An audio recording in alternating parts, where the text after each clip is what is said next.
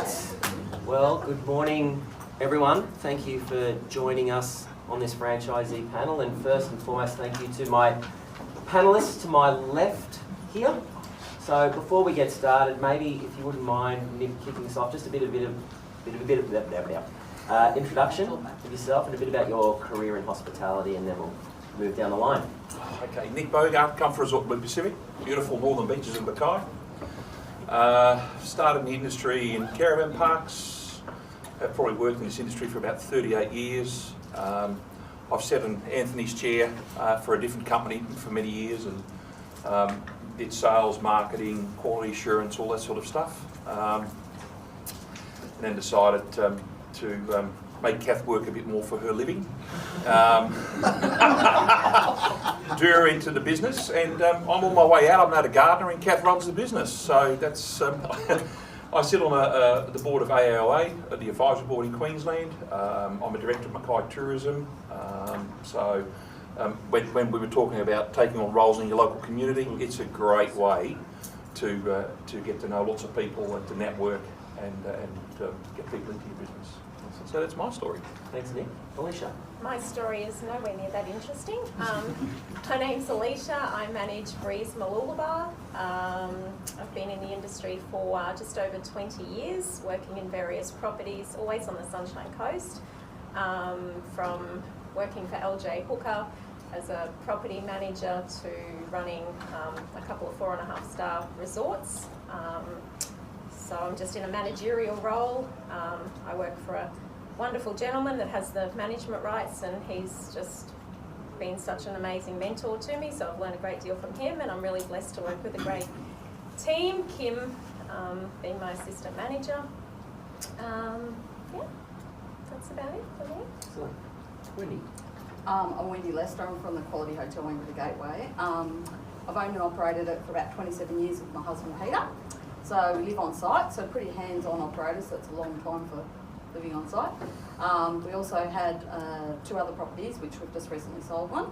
So probably we'll get another property, but yeah, so I really love the industry and thrive on change. So I think that's where I really enjoy it. Wendy's, just one thing. Yeah. I always like to pick out a fun fact. What is it that you do where you put people in jail?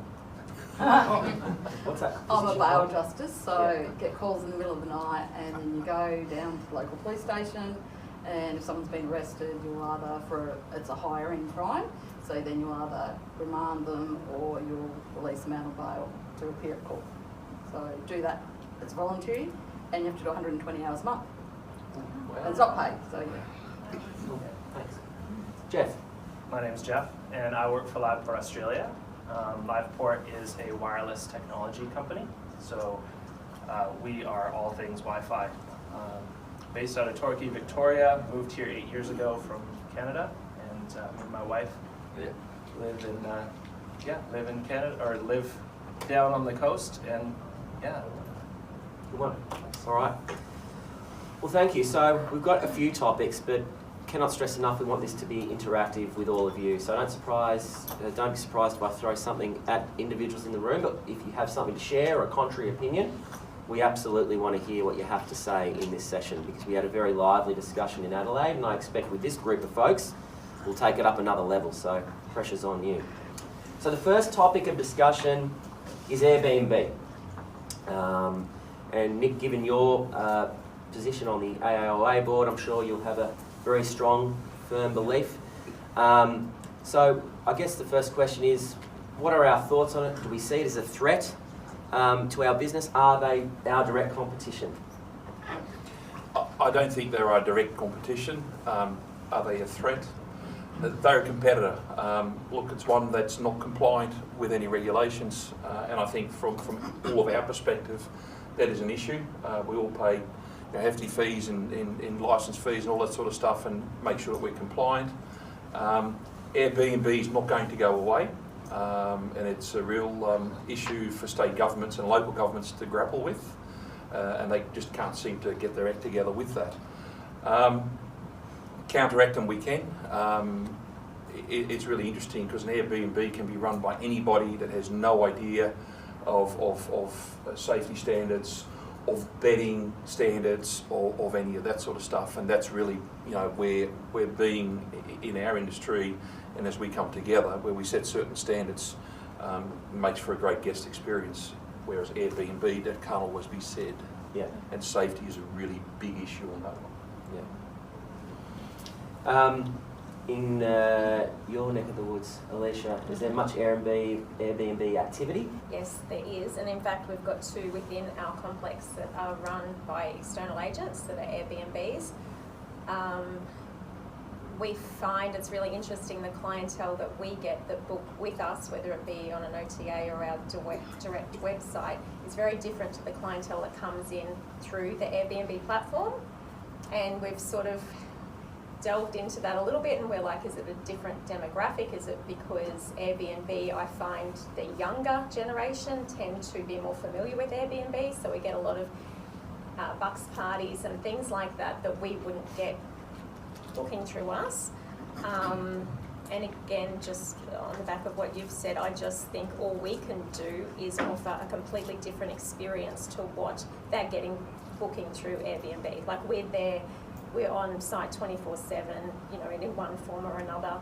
We're offering the luxury products and amenities that they're not getting through Airbnb, and the services and things like that. Yeah.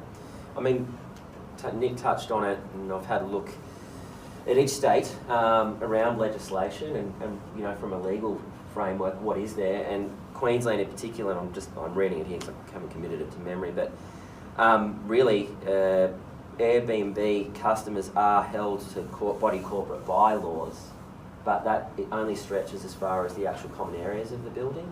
So effectively you can't shut them out, is the thing. We've in Victoria, New South Wales I should say, they've actually legislated that people can use their properties and lease them out to Airbnb maximum of 180 nights a year, which is probably the most specific legislation nationally that I've seen. Victorian legislation is really weak. Basically says if there's a disturbance or a disagreement or someone trashes the room, it gets taken to VCAT for dispute, and the individuals that were involved will get charged potentially, but so will the landlord or the owner of the apartment that was let out. So it's very, very soft. In WA, some councils are looking to legislate. So if you're wondering what you can do, your first port of call may very well be to go to your local council with any complaints that you've got. So, some councils are actually saying that people who operate an Airbnb must obtain a permit to do so. But the big challenge with legislation, of course, even if it comes into play, is who's going to enforce it?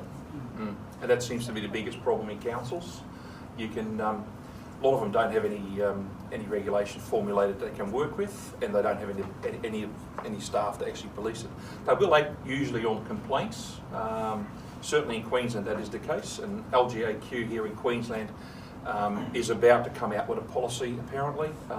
We haven't, it was meant to be before December, but it hasn't happened as yet. But there will be some guidelines that we have the Whitsunday Council. They've put some guidelines around it, and they've actually put some fees, you know, of compliance around it. I think Byron Bay, same thing. They are looking at all that. So I think slowly but surely they're catching up. But we've actually allowed this to happen. Our industry, we are a worst own enemy some days. I mean, you don't hear anything. I hear lots of stuff from Airbnb, but the old Stays, which is now Home Away, I mean, it'd been around forever, and we let it continue. Our industry wasn't very quick to react to that, and modern technology really is to blame for that. So we're coming a bit off the back foot, but certainly I think I don't see them as a competitor or as a threat. I see them as a competitor that's not going to go away in a quick hurry. But I think with our standards and how we go about conducting our business, we're in a great position to beat people like that are trying to be disruptors. It can affect our reputation in the meantime though. We've got a situation where they're using our imagery, they're using our name but modifying it slightly. So we are Breeze Mooloolaba. They call their apartment the Breeze. But when someone Googles Breeze Mooloolaba and it's due to lack of education, they think they're booking with us, but they're not. They're booking with the Airbnb. They come, they waste my staff's time because they say we've made a booking. Then they're not happy because we can't help them. We can't give them their keys. They lock themselves out. We can't. So it reflects badly on our business, although it's got nothing to do with our business.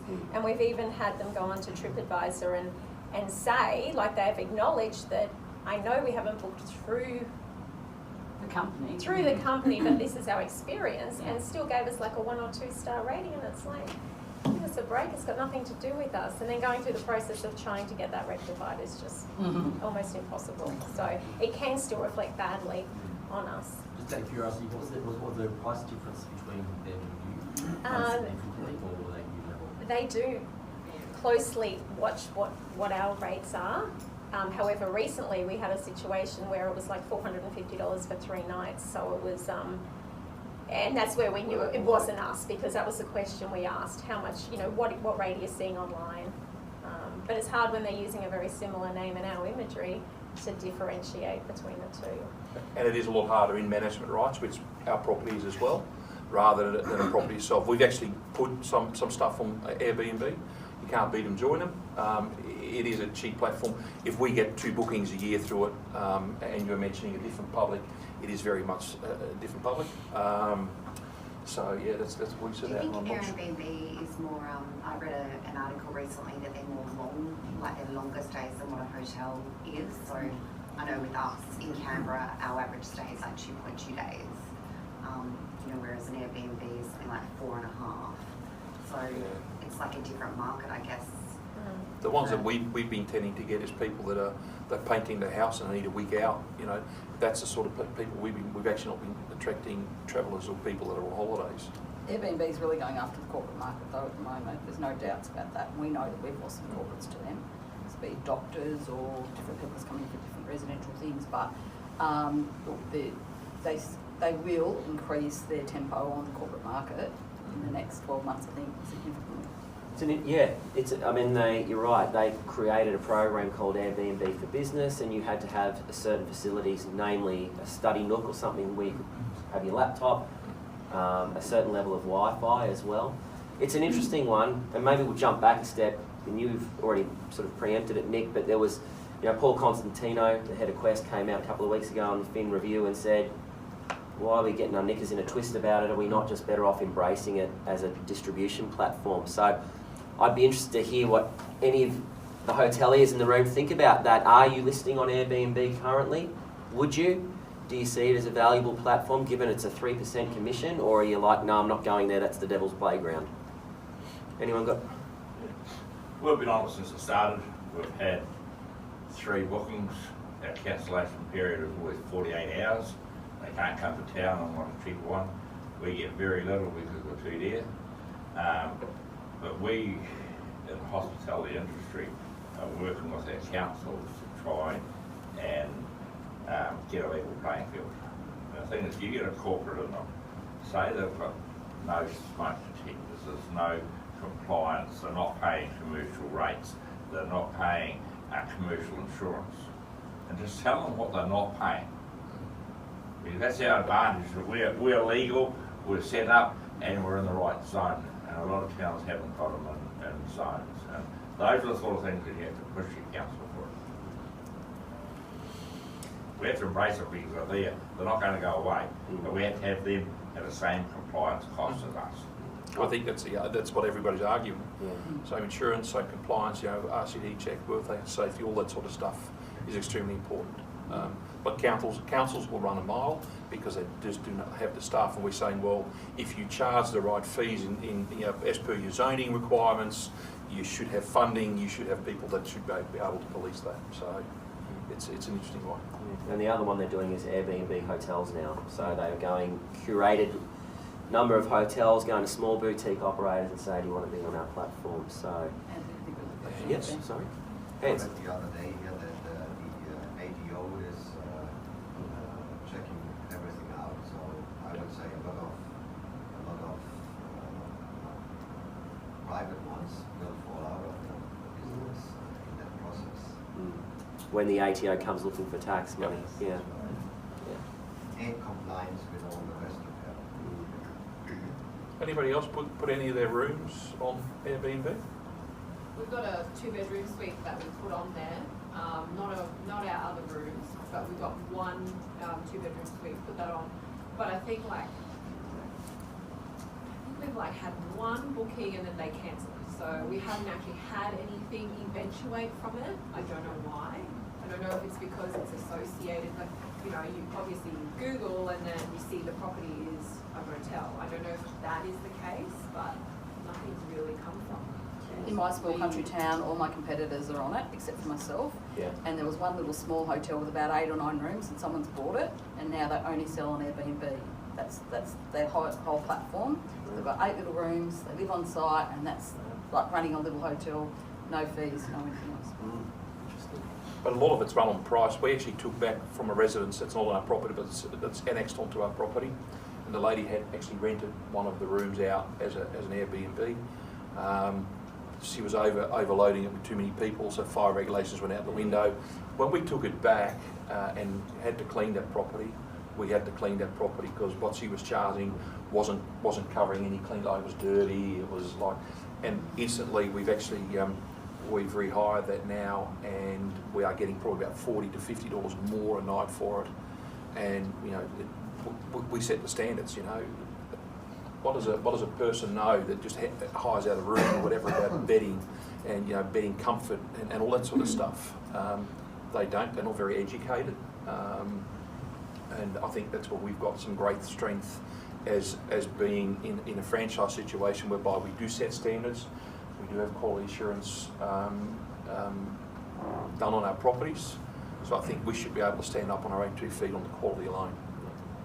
So I think there's not only just going to be an Airbnb issue. Down the track, come 10 years, with the onset of everything being so quick with smartphones, so like of that little property, they've looked at it and gone, well, rightio, my platform is, I don't have the dollars to be able to join a chain as per se, be it Budget, Golden, whoever, and I look at this way, I can market myself, and this is my marketing platform. So what's not then to stop somebody else from being an inventive person that turns around and goes, well, we can spread our wings out and be similar to an Airbnb, and then you don't have the fees of what a bigger company would, but yet they're still getting the bookings, all because of social smartphones and geolocations and all that sort of thing. So I believe that, yeah, I mean, the Airbnbs aren't going to go away, but I think there'll be an introduction of a lot more, that the message has got to get out to the consumer that the way they stay at a recognised place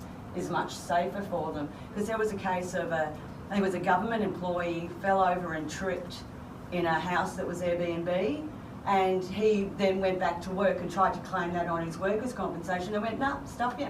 It wasn't in our guidelines of where you should needed to have stayed. So he was out of work himself then because he broke his leg and couldn't go to work.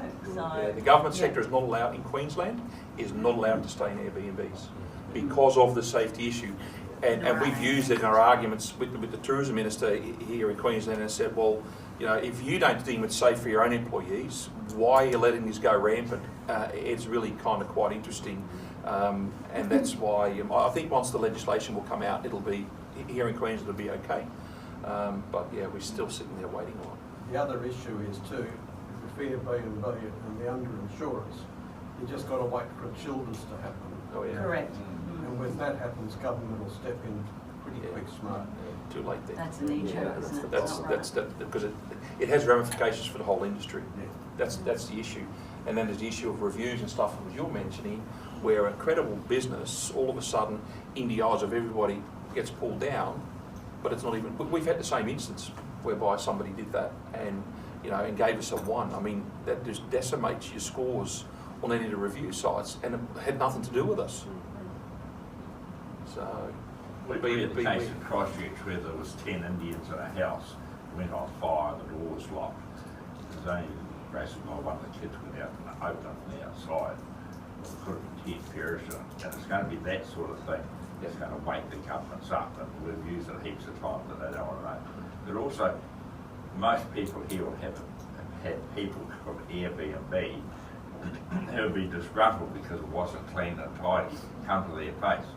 We always make sure and give them a computer to put a review on of Airbnb, because, you know, everyone looks at those, and if we don't get them reviewing, like, you know, everyone doesn't get a bad review, they're not on the sites, but, you know, we have to encourage people to complain about them.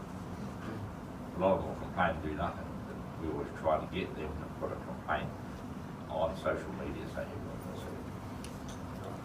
Okay, maybe one last one from Bob there. Very quickly, I'd actually be interested to know how many politicians actually have investment properties that they can say. Isn't that a conflict of interest if they're responsible for changing legislation?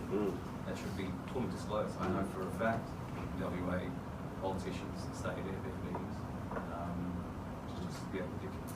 Well, it's got so bad in Hobart. I just like telling the story because it's a sign of what can happen. I'm not suggesting it happened on the mainland, but in Hobart in particular, there's a real shortage of rental accommodation.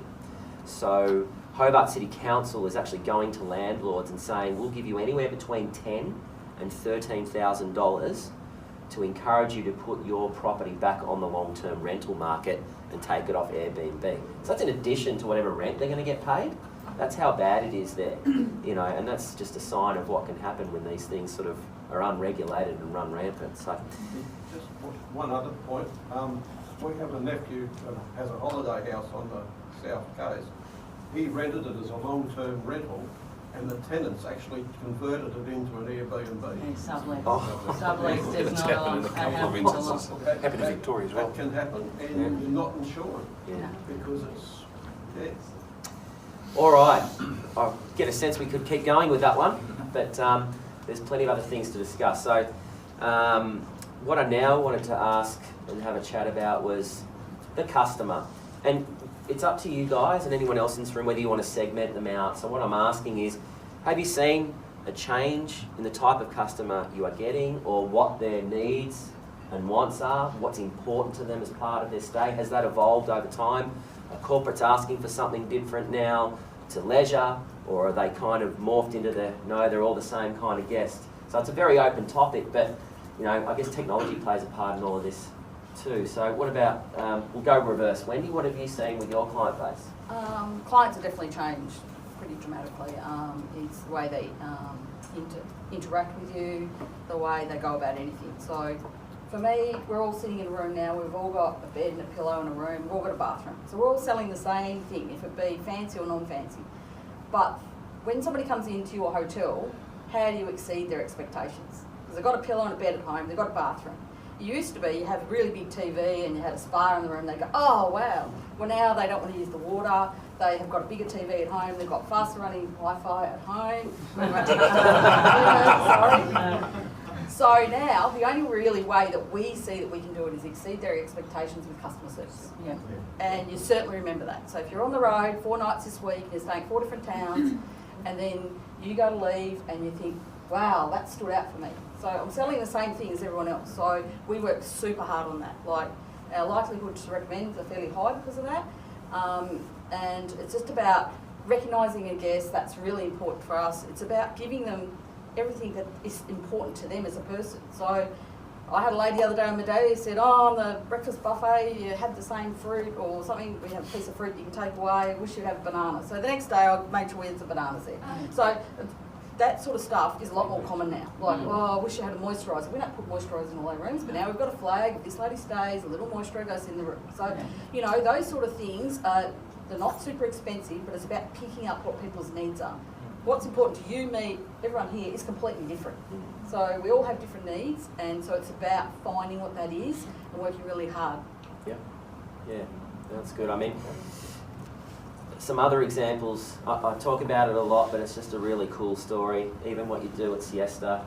We do it at Gateway too. You do. I didn't know that. What you do at both the Jones Group hotels, Wendy, you know, you personally don't, but yeah, washing people's windscreens with a little note on there.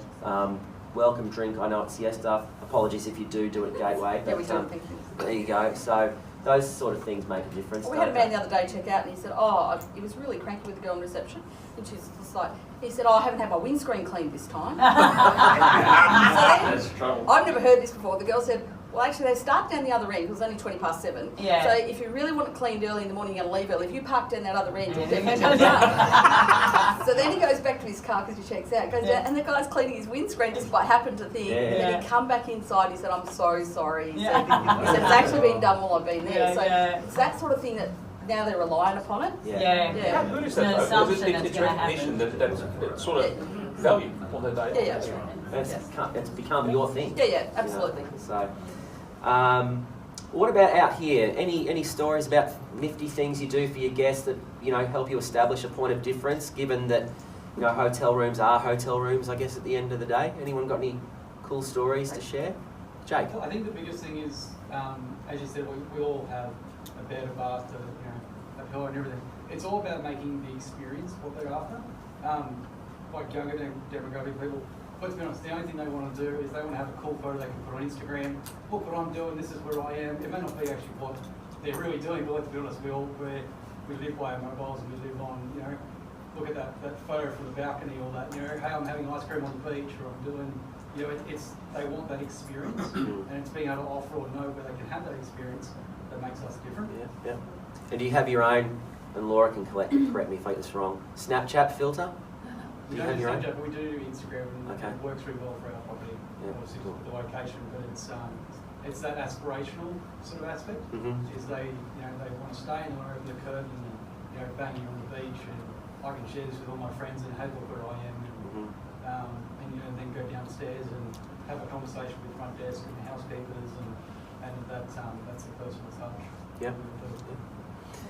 What about, I guess, demographics? Let's talk about them. What sort of, at your property, Alicia, what's the demographic? Is it primarily families, or what do you see? No, it's not, because we don't have the facilities. It's a small property. We don't have the big pool. We don't have any food and bev. So we have a lot of corporate clients. So we have a lot of couples. We have small groups. Whether it be, girls' weekends away. Things like that. And again, for us, it's exceeding their expectations in terms of customer service, ensuring that the rooms are as clean as they possibly can be. That's a big one that we keep getting time after time. It's just how long have you been open? Nearly 2.5 years. Wow, we thought it was brand new. And maintaining that level of cleanliness, which is hard to do as you start to age and keep, because it's a very high expectation that's being set. But also knowing, as we've just touched on, where's the best place to go for a cocktail, to have a romantic dinner, where's the safest beach to swim, so that local knowledge. I find though that people now, 15 years ago it was all about, for us, packaging, whereas now people just want the best value for money. And then add on if they want. Exactly, yeah. But they just want the best room at the best rate. Yep. Nick? Yeah, we've got a fairly big mix. We've got some good loyal corporates, families, and then the probably over 60s market. We're an older property. One side of our property is about 50 years old. The other side's about 30 years old. So keeping it up to date and relevant with today's market is always a big ask.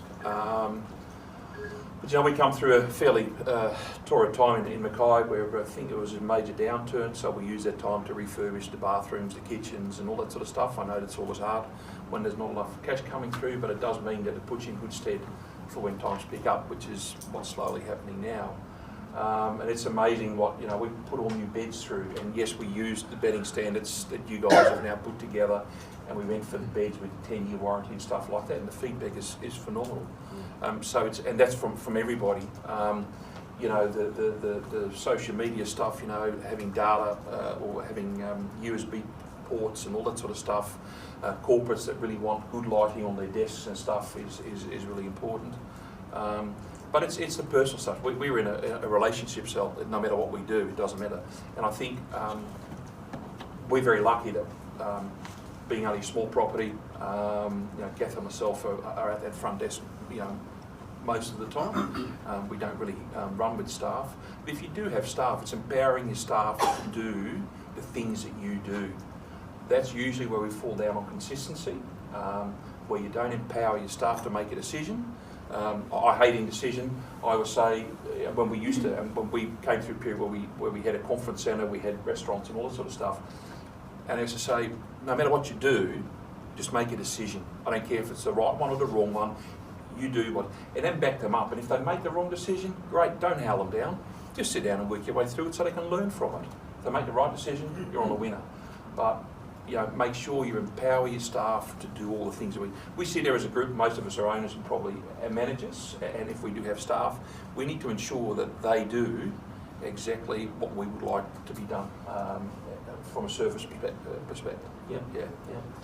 Dad, Noah's for a long time has had a tradition of very high standards of service. How do you maintain them?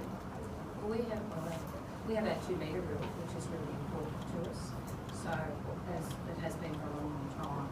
So anyone moving around the hotel, whether you encounter a staff member or a guest, you must acknowledge them. So that could be a smile with your eyes and your face. We don't want staff to have 10 or 20 minute conversations all the time. And I think that's a big part of our culture. We also have a really strong recognition program.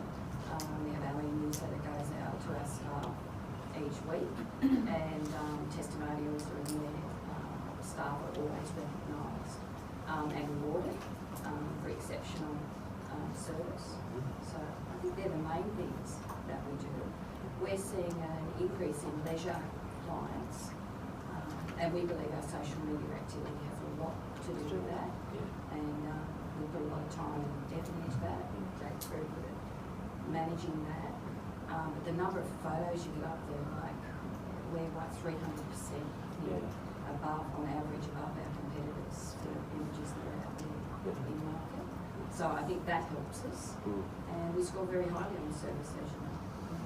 It's really important to everybody at the hotel. They're really distressed if we get something that's not good.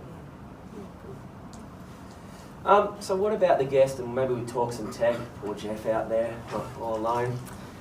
So I guess the other angle I was taking with the changing needs of the guest is, you know, in my view, and I'm happy to hear counter arguments, but you know, the whole concept of Wi-Fi being free is one thing. That's probably a given, but I think the next evolution of that is, yeah, it's free, but it's got to be good.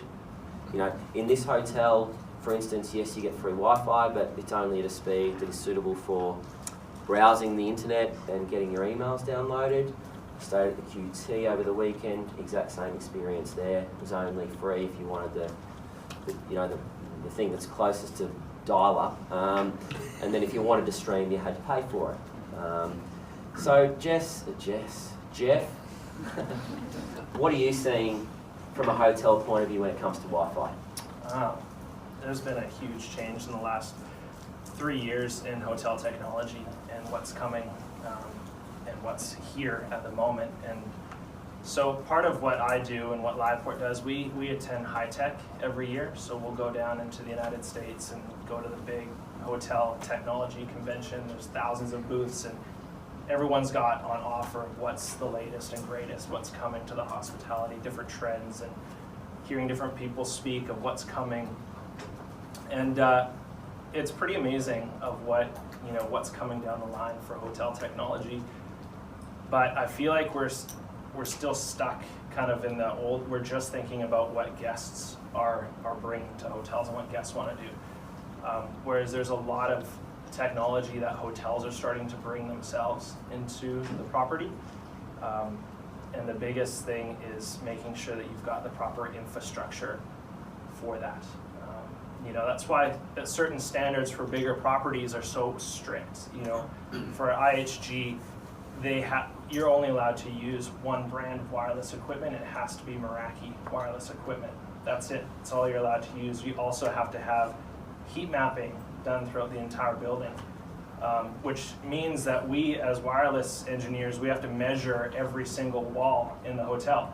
So we know that wall between the hotel rooms is 15 dBm loss. So when the Wi-Fi hits the wall, there's a certain loss on the other end.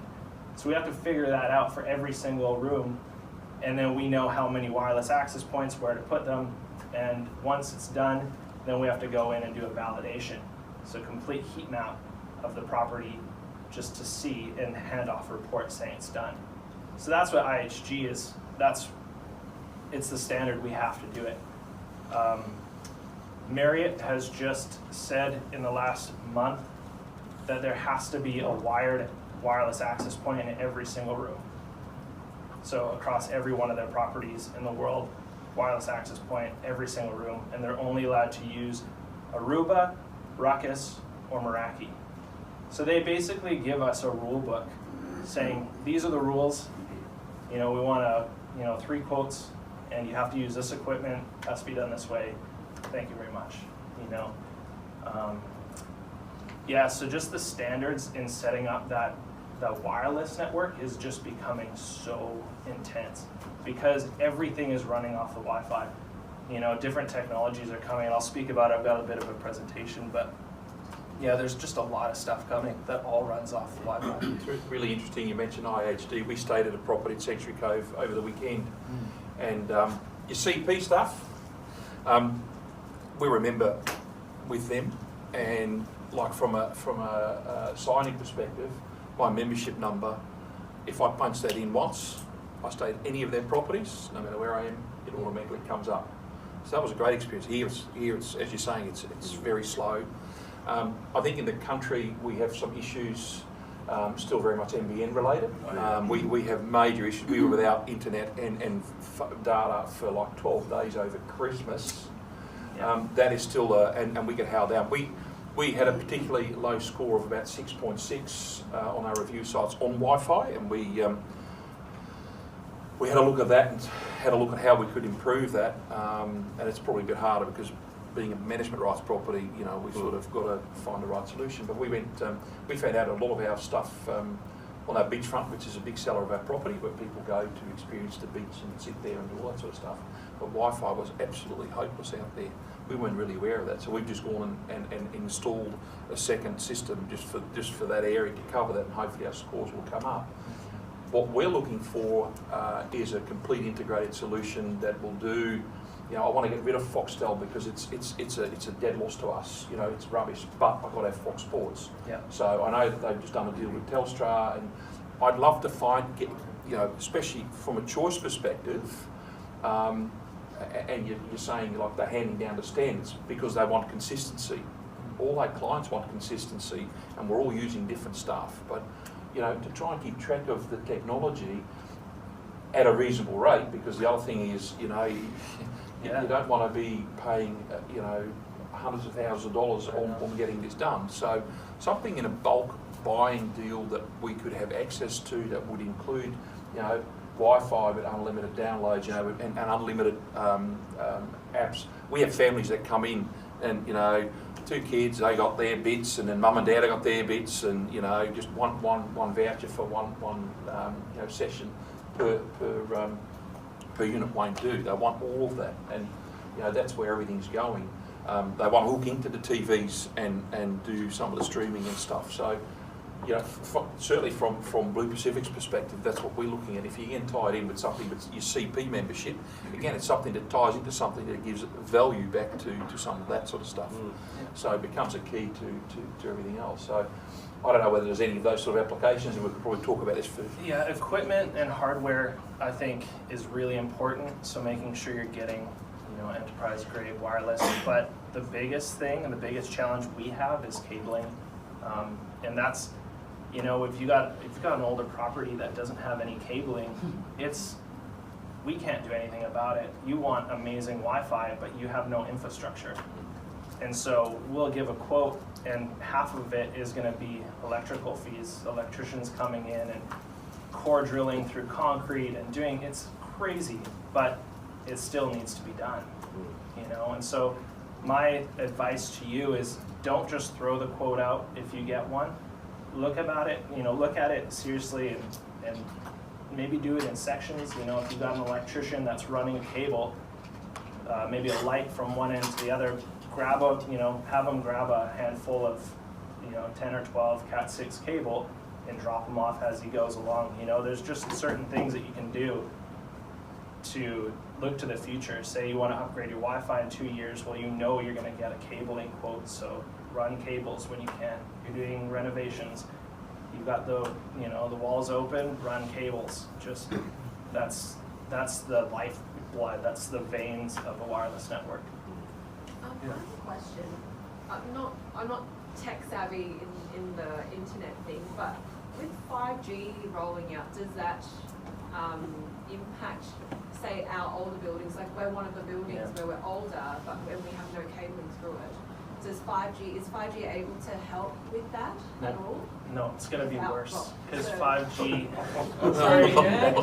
5G is a slow. So it's all radio frequencies. Wi-Fi is a radio frequency. 3G, 4G, they're all frequencies, and 5G is just a slower frequency that allows more data to transfer quicker. But unfortunately, when you slow that frequency down, it doesn't penetrate walls as well as the higher frequencies do. So. Those thicker buildings, especially in Queensland, everything's built like concrete bunkers. And yeah, Wi-Fi and the 5G stuff just doesn't penetrate the walls as well as the older technology, unfortunately. So Wi-Fi is going to play a big role in the 5G networks. Yeah? We are doing renovations. Yeah. And it used to be phone lines to the room. Yeah. Would those phone lines be usable for Yeah, I mean, if it's Cat 5e or greater, then yeah, it'll work. If it's blue, usually the blue sign is a good sign. Yeah. better keep that? Yeah, if you want to take a picture and send it to me, I'll let you know. Yeah. Can I ask from a Choice perspective, is there anything that Choice Hotels is looking at standard-wise to go further with? Yeah, so, and this is more Jess's baby now, but speaking on her behalf, the first plan of attack that we're taking with this, and it just so happens that Jeff's brother-in-law runs Liveport in Canada. And Liveport in Canada are working with Choice Hotels Canada on a set of standards. And the first port of call and all that was to survey our properties. So that's what we're going to do, to understand what current Wi-Fi setup is. Because, you know, for properties, some properties, getting to these standards when they are finalised could be an expensive exercise. So our view on this is it's a longer term thing, and we also know there are limitations in some locations as far as the NBN. So we're going to be very practical, but you know, we need to move on this stuff now because our competitors are doing it or they've done it. And it is a point of difference. You know, I use Paul's Brash's property as an example of what a Wi-Fi experience for me should be like. Super quick. I log in that one time and I'm done. Next time I come to that hotel, I don't even have to log in again. You know, that's what it should be like, and I should be able to get it in his restaurant, should be able to get it in reception, if I want to go out by the pool. This is the connected world we live in, and that's the expectation of our customers. So first, understanding the nature of what's out there, working with Jeff to establish some standards. If people want to use other vendors, again, it is fine, but there'll be minimum expectations around the Wi-Fi experience moving forward. So it's a bit of a longer term project for us, but it's the number one thing to get done from Jess's point of view, you know, once we've been through these meetings. So I'd expect when we catch up in August, September, we'll be able to speak with more authority as to what those standards are actually going to look like. You know, Paul, I don't know how much yours was, but I know at a property that's not here, but a big property, well, a good indicator, a quality property that was 50 odd rooms. The quote was about 32 grand. But that's something, Jeff, from what you told me, would future-proof them for about the next 5 years, and that's about as far as you can go potentially with Wi-Fi, right? Yep. Yeah. Well, yeah, the hardware. Yeah, the hardware. Hardware's side, 5-6 years, but the cabling is 20 plus. You know. I'll further expand on that. We already have the access points through the property. We have a building which is 92 years old this year, so it obviously wasn't built for Wi-Fi. So about 3 years ago, we invested about 40 grand putting access points through the whole building.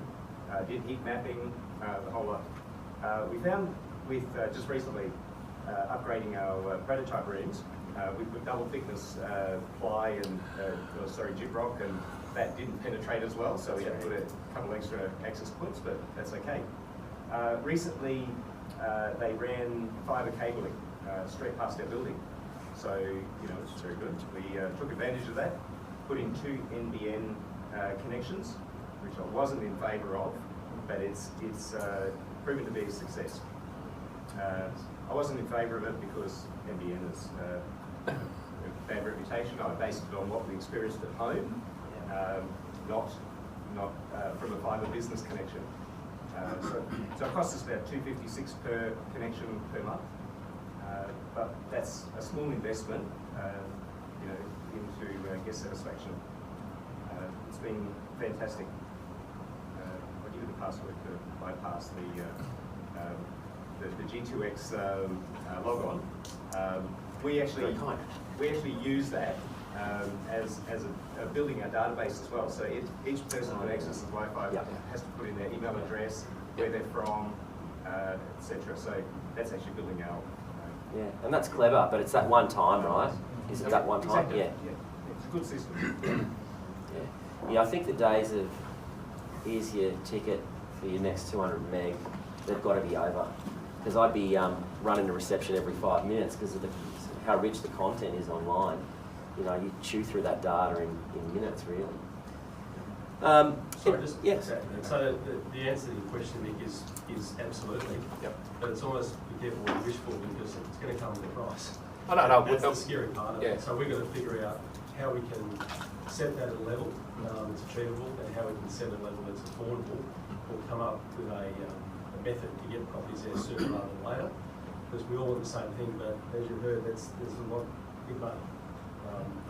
You guess demand that you just want. So that'll be our challenge to take on collectively. We heard last week in Adelaide, one of the properties said, I forget who it was, but they said their Wi-Fi log on and Wi-Fi password is book direct and save. I thought that was quite a cool little thing picking up on our previous session as well. So they use that for every guest to that hotels. Can I just ask Jeff, actually, just in regards to, like we said, everyone sort of has different plans, whether it's a speed plan or a data plan. Mm-hmm. Is there a trend moving towards, is just everyone just expects unlimited data and they just want a tiered speed thing, anything like you were saying, it's, this is free, but then if you want to stream, it's this, and if you want to do something else, it's that one. Is that the way it's going? Or? Yep, it is going that way. A lot of the bigger brands are doing that. They're using the Wi-Fi to get people into their privilege, the loyalty programs and stuff like that. So, if you have to, there's a free Wi-Fi. Yeah, it's incredible how creative some people get with the Wi-Fi and how to sell it and what to give away. And yeah, it's pretty endless. With security, with some companies that say that they can only use your phones and their own Wi-Fi, how far down the track is it that we're not going to need Wi-Fi in our buildings because everyone's going to have their own data?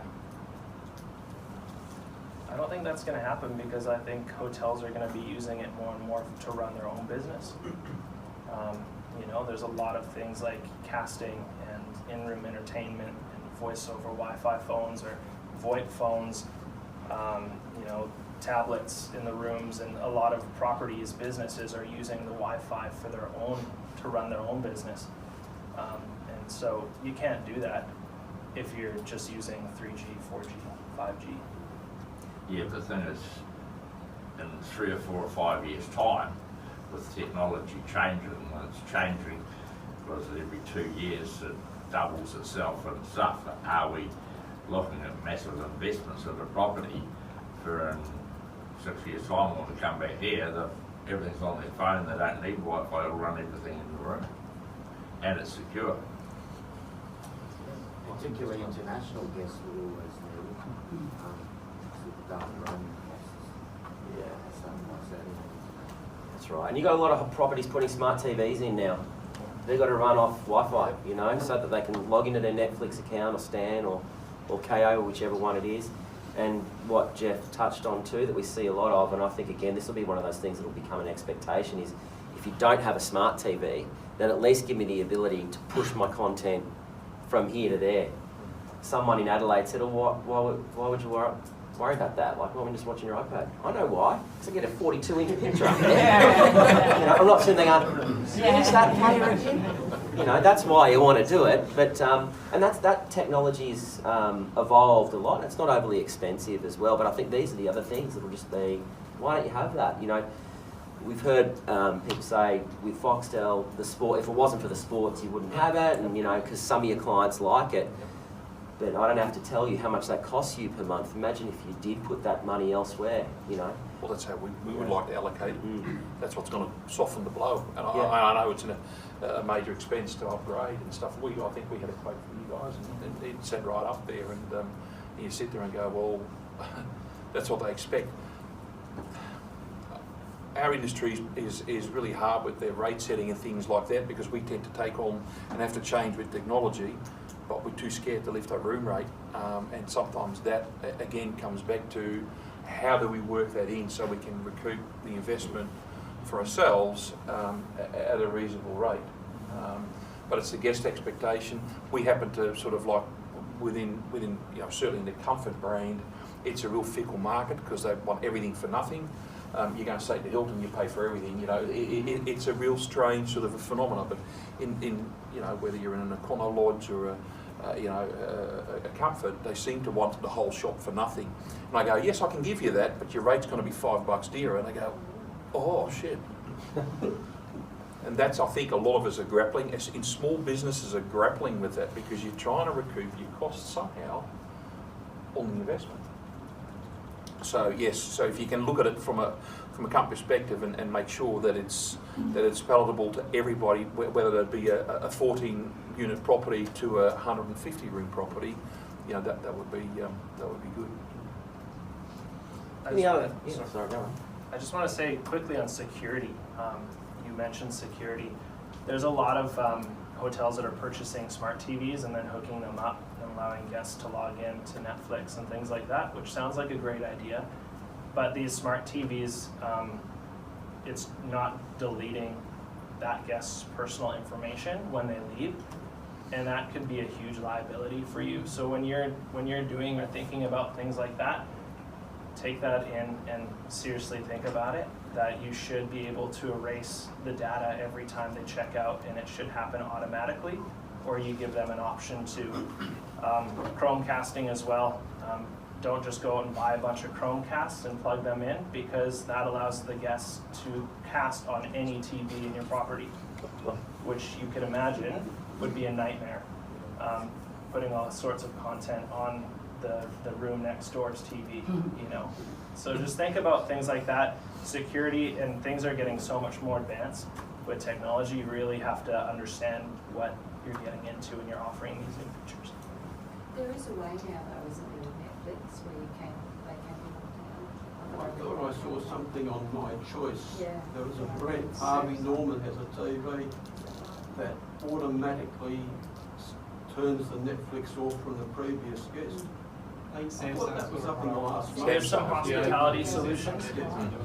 Just make sure that you're asking yourself those questions. Yeah. That's all I'm saying. Yeah, and there's it's a good definitely point. hospitality brands. Because a lot of franchisees want to support their local retailer, but they're not buying something that's necessarily for commercial use. Yeah. No. So that's it's a good point. Something we haven't sort of touched on actually is the conferencing side of Wi-Fi. Like if you've got 100 people in a hotel, they all want Wi-Fi, which is fine. Then you've got everybody downstairs in conference rooms with 300-400 people. Like you've got to have the infrastructure, the ability to be able to support not only 100 people in your hotel, but effectively 500 people at any one time. And then, like, depending on who they are probably going to want varying sort of capacity. So the ability to be able to, I suppose, split or manage, you know, the in-house guests can do this, but the guys in the function room A might actually be live streaming to, you know, Europe or something like that. I recently had one of those conferences that had about 100 people that want to work all day on their laptops, and they particularly told me, and I was in touch with Jeff, and we just reconfigured a few things in the back end for that particular day, and it worked amazingly. Yeah. So, we're just about to upgrade our Wi-Fi, and our likelihood to recommend Wi-Fi for our property is 8.95 at the moment. So that's how important we think it is, and now we're about to upgrade. So I think it's the people that are sitting, in a sevens, it's unacceptable to people, because you and I wouldn't be happy with it. So we're just normal travellers, so you need to make sure that we all look at it. It's very important. Yeah. So, you know, if you've got other questions, by all means, Jeff's here for the rest of the afternoon. He'll be with us tonight, won't you? Yeah, absolutely. Please feel free to approach him with any questions. We'll be working closely with Jeff on these regulations too, and share them when we have them finalised. But yeah, you know, there's nothing that precludes you from talking to Jeff now, and he'll know that you're on and put you on the right track with whatever you might need from a Wi-Fi point of view.